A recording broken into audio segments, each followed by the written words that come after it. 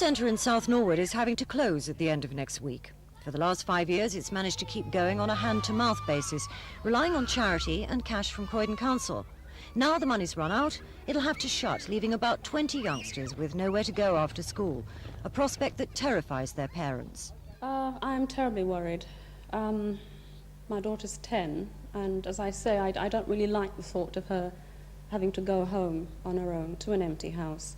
So I'm quite worried about it. You may have to give up work. I may have to do that, yes. At Norwood, they have been able to raise enough money through the council to look after the children during the school holidays, but they need £2,500 to operate during term time for another year. Along with another 29 centres across London and 400 similar groups across the country, they've found it impossible to meet the cost of 2 play leaders, giving the children a snack and looking after them till their parents arrive. It will mean a lot of kids very much at risk, I'm afraid. What do you mean? Well, they'll be out on the street, they won't be looked after, they'll be at the prey of various sort of people who will not have their interest at heart, as it were.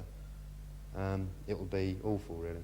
So these youngsters may be added to the estimated 750,000 who already have to fend for themselves after school, facing all the risks and dangers that go along with being a latchkey kid. It was that prospect that led to today's meeting with the DHSS. The delegates say they're now more optimistic about getting the money. However, the final word lies with the Minister. Tricia Ingram's Thames News.